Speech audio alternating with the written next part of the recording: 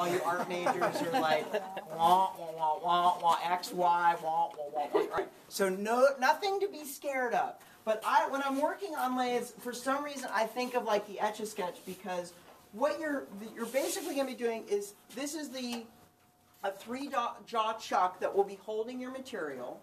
And so it's a little bit different in the way that the material is moving, as opposed to like when you're drilling a hole in your material, your tool is moving. So you have your piece of sheet metal, you put your drill bit into your drill press, and then the drill bit is rotating, and then you plunge it down into your metal, and that's removing it. So this is kind of the reverse, where your material is moving and your cutting tool is stationary. Like, huh? What? So this is the part that will be holding your material. This is the chuck. So there's a little bit of vocabulary here, because like you guys are going to be doing machining stuff and go, well, I put my piece in like the thing, and then I was doing this other thing, and it didn't work. And I have like no idea what you just told me, because we need a little bit of vocabulary here. So you remember that this is the chuck, just like, and a lot of different tools have chucks. So your flex shaft that you're comfortable with and familiar with, that has a chuck. That's those jaws that are holding your pieces. The drill press has a chuck that's holding the drill bit. This is just another kind of a chuck that works in a very similar way. And just like you have chuck keys for your flex shaft and for your drill press, here is your chuck key here. And so this goes in, and this opens or closes your 3-jaw chuck to grab material. Very straightforward.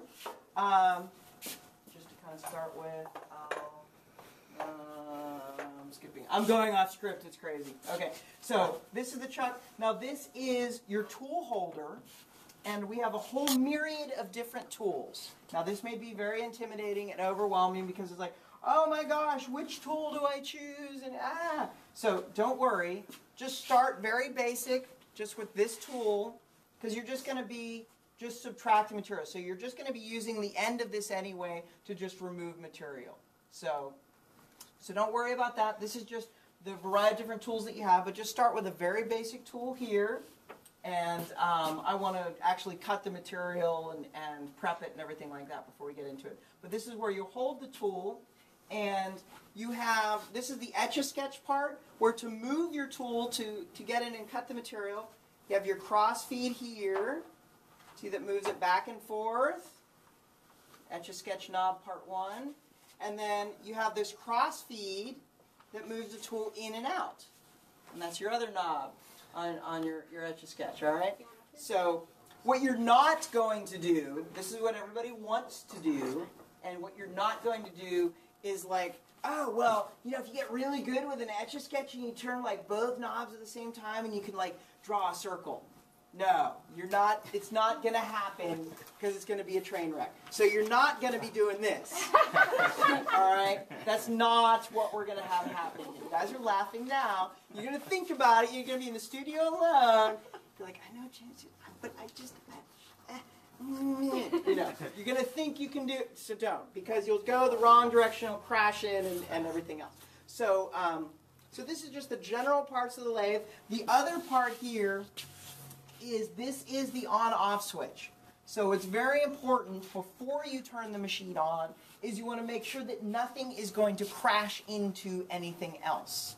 I know this seems like common sense, but you don't know. People could be like hanging out on their phone, and they're like doing this, and they're like talking, they're just like playing with stuff, and then they get this like all the way in there, and it gets all the way in there. Then we got like that, and then this will all crash together and be horrible and scary. So we don't want to do that. So just make sure that everything is free spinning and not going to crash into each other, which you can just check with just like a little, by hand. You can see, all right, nothing's crashing into it.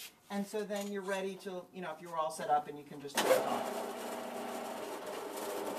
So you're going to be very careful of this switch. You don't like bump into it until you're ready. Also, to turn it on and have it moving in the proper direction, you go to the right. This is the part I would write down. So, make sure it's turning that way, because it's very easy to reverse this lathe and go that way. Which there's reasons to do that and everything else.